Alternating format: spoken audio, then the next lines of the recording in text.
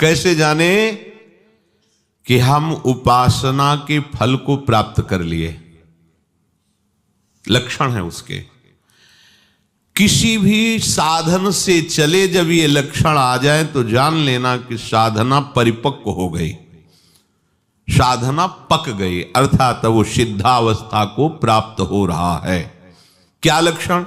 सबसे पहला लक्षण उसके अंदर आता है मरने का भय खत्म हो जाना, जीने की इच्छा बनी रहना। पहला है मरने का भय खत्म हो जाना, चाहे वो कर्मयोगी हो, ज्ञान योगी हो, भक्ति योगी हो, या किसी भी अष्टांग योगी हो, किसी भी मार्ग का पथिक हो, उसकी जब सिद्धावस्था आती है तो सबसे पहला लक्षण प्रकट होता है निर्भय। सब भयों से भी बड़ा भय है मृत्यु का भय। उस उपासक के हृदय में किंचन मात्र भी मृत्यु का भय नहीं रह जाता। ये देखो अंदर से मरने का नाम सुनकर के भय लगता है कि नहीं लगता? अगर लगता है तो अभी साधना पथ पे हो, अभी लक्ष्य पे नहीं पहुंचे। लक्ष्य में पहुंचने पर मृत्यु का भय ही नहीं है, किसी भी तरह से उसे कष्ट नहीं। कैसे? जैसे नाटक चल रहा हो और उसमें सामने विपक्ष से वार किया गया और मरने का वो नाटक किया, उसको कोई भय लग रहा है? सामने से तलवार भाला गोली मारी जा रही, क्योंकि वो नाटक है। उसको पता है मुझे ठीक ऐसा ही रोल निर्वाह करना जिससे दर्शक देख करके वाह कर रहे हैं। बिल्कुल उसमें वो जान करके नाटक करता है, वो जान करके ऐसी उपस्थित सीन करता है कि सामने वाला प्रभावित हो जाए। उसको मृत्यु का भय थोड़ी लग रहा है, क्योंकि जान रहा नाटक है। ऐसे ही ठीक जो परिपक्व अवस्था को प्राप्त है वैसा ही नाटक देखता है। जैसे प्रलय में भी भयभीत नहीं होता भक्त, ऐसा शास्त्रों में आया। तो सैकड़ों हजारों आप नाटक देखते, उसमें देखते सैकड़ों लोग मारे जा रहे हैं, गांव के गांव जलाए जा रहे हैं, आपको थोड़ी भी पीड़ा नहीं होती, क्योंकि मूल में आपको पता है नाटक है, ये दिखावटी है, वास्तविक ऐसा नहीं है। ऐसे ही उस पवित्र अंतःकरण वाले परिपक्व अवस्था को प्राप्त हुए किसी भी साधन पथ से जो चला है, उसको संपूर्ण संसार का नाटक रहस्य पता चल जाता है। इसलिए महाप्रलय में भी केवल नाटक देख रहा है। जैसे अपने गांव का गांव आग लगाई जा रही देख रहे, पर कोई भय या दुख नहीं, क्योंकि पता है नाटक है, झूठा है। ऐसे ही ये मिथ्या, ब्रह्म सत्यम जगन मिथ्या, ये मिथ्या है। वो अपने शरीर को ऐसे मिथ्या अनुभव का है तो अनुभव होता है, जो मिथ्या है तो उसे अनुभव हो रहा है। अब उस असत शरीर के छोड़ने का उसे कोई भय नहीं है, क्योंकि उसने पहले ही छोड़ दिया है। माना हुआ अपनापन प्रभु के चरणों में ऐसा समर्पित हुआ कि देह सुध ही गई, देह कुटुंब ते जाए छूट सब ही विधि नातो। जब तक मरने का भय है तब तक परिपक्व अवस्था नहीं है। मृत्यु का भय खत्म हो जाए। जांचो, यहां सब 1 मिनट में लीला प्रवेश की बात करते हैं। मुझे भगवत प्राप्ति हो गई, मुझे ब्रह्म बोध हो गया है, तो ऐसे कपड़ा क्यों रखते? बोले वो व्यक्ति दिखाई देते हैं ना, ब्रह्मबोध हो गया और व्यक्ति दिखाई देते हैं।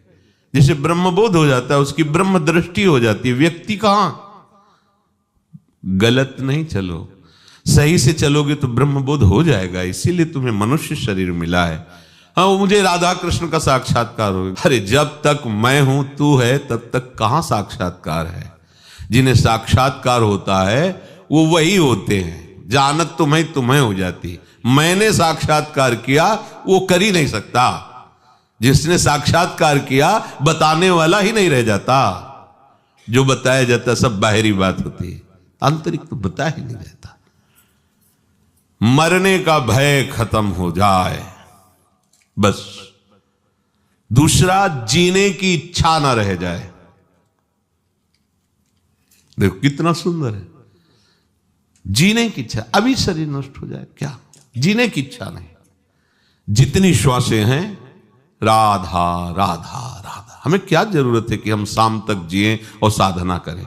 क्यों इच्छा कर रहे हो? श्री जी की इच्छा है कि यही श्वास आखिरी हो तो राधा हो गया। इसलिए हम हर श्वास में राधा बोलेंगे। पता नहीं कौन सी श्वास हमारी आखिरी हो, हम क्यों जिए? अगर जीने की इच्छा है तो शरीर राग है, शरीर राग है तो भोग का सुख भाव है, भोगों का सुख भाव है तो संग्रह बुद्धि है, संग्रह बुद्धि तो जिसको हमने संग्रह किया, जिसे अपना माना वो छूट जाएगा, इस बात का भय है। इसलिए मृत्यु से भय लगता है और जीने की इच्छा रहती है। शरीर राग, कर्ता भोक्ता भाव यही भय प्रदान कर रहा। मूल बात समझिए, जीने की इच्छा खत्म हो जाती है। जब तक जीने की इच्छा है तब तक अज्ञान है, मरने का भय है तो अज्ञान है। कुछ भी पाने की इच्छा, तीसरा, पहला मरने का भय, दूसरा जीने की इच्छा और तीसरा कुछ भी पाने की इच्छा। कुछ भी, कुछ पाने की इच्छा नहीं, जा ही न चाहिए कबहू कछु। तो कह दे कि प्रभु की पाने की इच्छा। तुम यहां सिद्ध के लक्षण बता रहे, साधक के नहीं।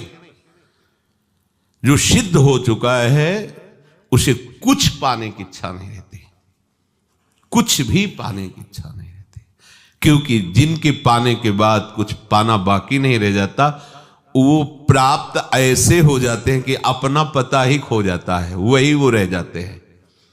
कान भय प्राण में, प्राण भय कान में, ही में न जान परे कान है कि प्राण है। प्राणनाथ श्यामाजू का ऐसा अधिकार हो जाता है, संपूर्ण इंद्री मन बुद्धि चित्त अहंकार स्वभाव सब भगवत में, सब प्रभु में।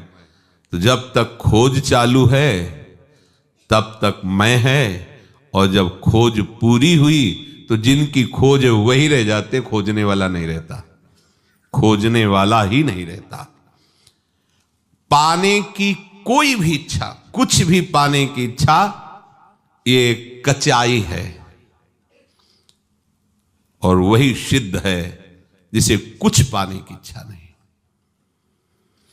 करने का राग,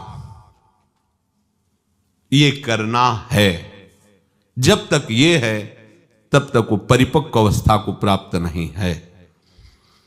महापुरुषों के द्वारा भी चेष्टाएं होती हैं, जिसे आप कह सकते हो कि उन्होंने वो किया, आप कह सकते हो वो नहीं, क्योंकि उनका कुछ भी नहीं बकाया रहा।